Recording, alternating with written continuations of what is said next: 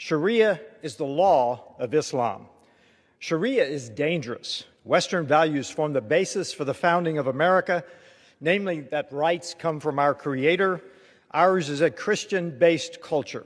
Sharia, on the other hand, is a culture of violence and domination, totally anathema to the concept of individual freedom. The United States Constitution and Sharia are fundamentally at odds with one another.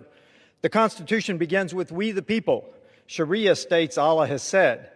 Followers of Sharia believe Muhammad received a divine legal code that stands supreme over all man-made laws.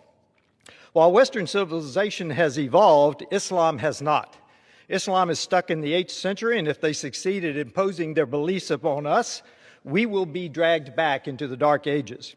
The contrasts are stark when comparing Sharia to the strides made by the United States in 250 years. The 13th Amendment to the U.S. Constitution abolished slavery, but there has never been an abolition movement in Islam. The Quran and Hadith even contain rules for slaves and the slave trade. Sharia prescribes inhumane punishments viewed as normative. Stoning to death for adultery is common, as are public beatings of women, the amputation of the hand of a thief, and execution of Christians and Jews in accordance with the Quran. Several hardline clerics have even issued fatwas for the assassination of President Trump and Prime Minister Netanyahu. The Declaration of Independence states, "We hold these truths to be self-evident, that all men are created equal." Not so in Islam. According to Sharia, the testimony of a non-Muslim is not valid against a Muslim in a court of law. A woman's testimony is equal to 1/2 of that of a man. Non-Muslims living in majority Islamic societies are second-class citizens with few rights and little protection under the law. The 6th Amendment speaks of an impartial jury, but the testimony of a non-Muslim is deemed inadmissible. So in an Islamic Sharia court, the only testimony allowed is that of a Muslim, hardly fair and impartial. Sharia prohibits marriage between a Muslim woman and a non-Muslim man. A Muslim man may marry a Christian wife, but not vice versa. Sharia also gives the man, but not the woman, the unconditional right to divorce. Freedom of religion is in our First Amendment, but freedom of religion in Sharia means one is permitted to embrace Islam, but one is never free to leave Islam.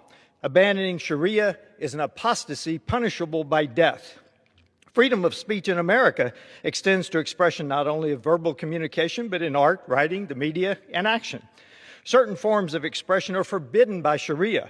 Non-Muslims and moderate Muslims who openly criticize Islam, Muhammad, or the Quran face severe punishment.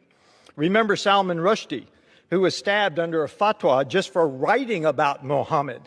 America was founded on a basic concept of freedom of the individual, self-governing under the rule of law. John Adams said, "Our Constitution was made only for a moral and religious people. It is wholly inadequate to the government of any other." We are witnessing the reality of Adams' wisdom in the clash of cultures as outsiders stream into our country without assimilating. A prominent Muslim attorney argued in the U.S. court, "Islam is Sharia, Sharia is Islam. The two cannot be separated." There are acceptable actions in Sharia that are illegal in America. Murder of family members who dishonor the family, child marriage, spouse abuse, to name only a few. Our legal processes, developed through centuries of Western civilization, are not sufficient to confront the Sharia influence spreading across America. Even legislation may not stop the encroaching danger. It will take more. In the streets of New York City, a Muslim imam recently proclaimed, "We will not stop until Islam enters every home." There is no denying Islam's intent to dominate Western civilization. Their stated objective is to destroy us from within. All who serve in this Congress swore to support and defend the Constitution of the United States against all enemies, foreign and domestic. This is a time for choosing. Either we defeat the Sharia advances in America, our government of the people, by the people, and for the people may indeed perish from the earth. I yield back.